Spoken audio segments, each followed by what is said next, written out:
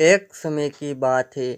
किसी नगर में एक साहूकार के 3 बेटे और 3 बहुएं रहती थी। साहूकार की सबसे छोटी बहू बहुत सुशील और संस्कारी थी। साथ ही वह भगवान कृष्ण की अन्य भक्त थी। सावन के महीने में साहूकार की दोनों बहुएं रक्षाबंधन के त्योहार पर अपने अपने घर जाने की तैयारियां करने लगी।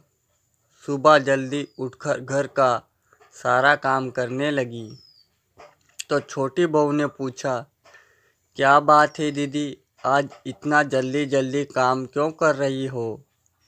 तो उनकी जेठानियाँ बोली, कल रक्षाबंधन का त्योहार है। हम दोनों को अपने भाई को राखी बांधने अपने अपने घर जाना है। तेरा तो कोई भाई नहीं है, तू क्या जाने रक्षाबंधन का महत्व, भाई बहन के रिश्ते का महत्व।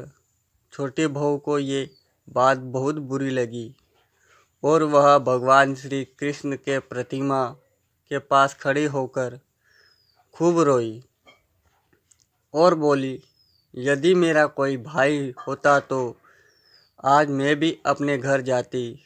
अगले दिन रक्षाबंधन का त्योहार था। सुबह सुबह उनके घर उसके दूर के रिश्तेदार का एक भाई आया और आकर साहूकार से बोला, ये मेरी बहन है, मैं इसके दूर के रिश्तेदार का भाई हूँ और मैं रक्षाबंधन के त्योहार पर इसको अपने घर ले जाने आया हूँ। लेकिन फिर साहूकार का बेटा बोला, लेकिन इसका तो कोई भाई नहीं है, तुम कौन हो? उसके समझाने पर साहूकार और उसका बेटा मान गया और छोटी बहू को उसके साथ भेजने के लिए तैयार हो गए। परंतु छोटी बहू के पति के मन में कुछ शंका थी। वो बोला, आप इसे ले तो जाइए, लेकिन इसे वापस लेने में खुद आऊँगा। ऐसा कहकर उसको उसके भाई के साथ भेज दिया। रास्ते में चलते चलते छोटी बहू ने अपने भाई से कहा, भैया तुम इतने सालों तक कहाँ थे और पहले मुझसे रक्षाबंधन पर कभी राखी बंधवाने क्यों नहीं आए? तो उसका भाई बोला, बहन मैं 7 समुंदर पार प्रदेश में काम कमाने गया था। अब वह दोनों अपने घर पहुँचे तो घर में भाभी अपने ननंद का स्वागत किया, खूब वो भक्त की। फिर उन्होंने रक्षाबंधन का त्योहार मनाया। ऐसे ही हंसी खुशी समय बीत गया।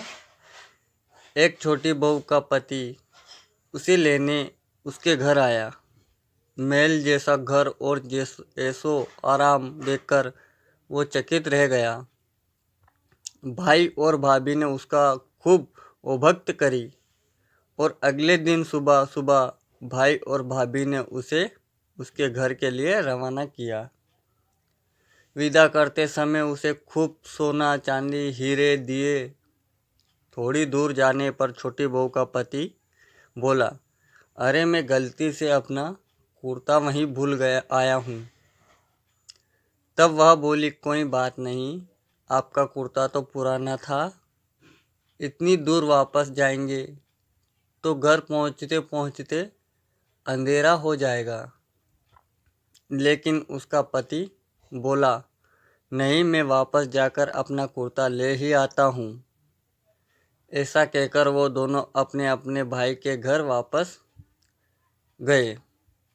जैसे ही भाई के घर के पास पहुँचे तो वह उन्होंने देखा, भाई के महल जैसा घर की जगह पीपल का एक पेड़ है और उस पेड़ पर छोटी बहू के पति का कुर्ता टंगा है। ये देखकर वह बहुत नाराज हुआ और अपनी पत्नी से बोला, ये क्या काला जादू है? कौन था वो जो तेरा भाई बनकर तुझे यहाँ लेकर आया था?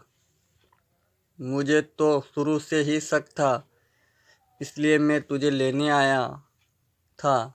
बता कौन था वो? ऐसा कहकर वो छोटी बहू को मारने लगा।